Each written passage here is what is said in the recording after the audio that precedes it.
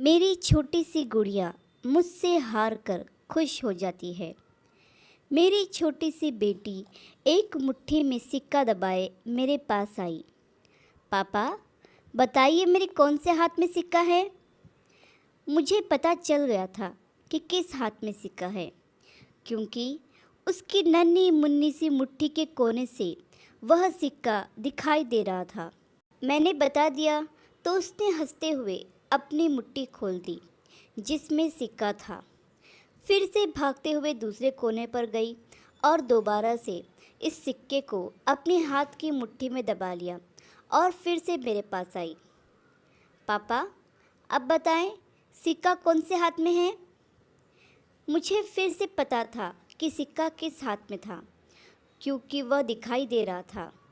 मैंने बता दिया तो वह खुशी से उछल पड़ी और कहने लगी, पापा जीत गए, पापा जीत गए।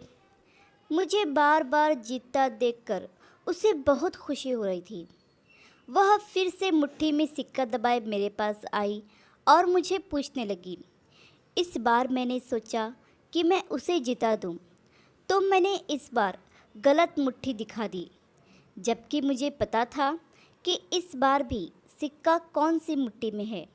लेकिन मेरी मासूम सी बच्ची के चेहरे पर परेशानी और कन्फ्यूजन साफ नज़र आ रही थी, क्योंकि वह चाहती थी कि इस बार भी मैं ही जीत जाऊं, लेकिन मैं चाहता था कि इस बार वह जीत जाए।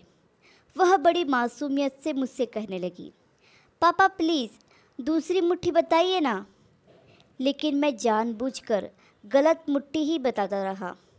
मैं चाहता था कि वह जीते, लेकिन मेरी नन्ही सी गुड़िया चाहती थी कि उसके पापा ही जीत जाए।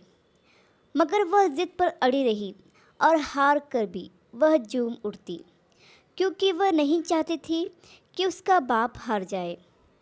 यही तो होती हैं बेटियां। बेटी माता पिता की ज़ुबान का सम्मान करती हैं। वह खुद हार जाती हैं, लेकिन माँ बाप की जीत से समझौता नहीं करती। बेशक बेटियों के प्रेम में कोई मिलावट नहीं होती। यह तो ईश्वर की तरफ से दिया हुआ सबसे अनमोल तोहफ़ा होती है, और यह तोहफ़ा उसी को मिलता है जो उसकी कदर करना जानता है। आशा करती हूँ कि छोटी सी कहानी आपको पसंद आई होगी। इस कहानी पर आपकी क्या राय है हमें कमेंट करके ज़रूर बताइए। कहानी पसंद आई हो तो लाइक और शेयर करना बिल्कुल भी ना भूलिए। चैनल पर नए हो तो चैनल को सब्सक्राइब ज़रूर कीजिए। कहानी सुनने के लिए आपका बहुत बहुत धन्यवाद।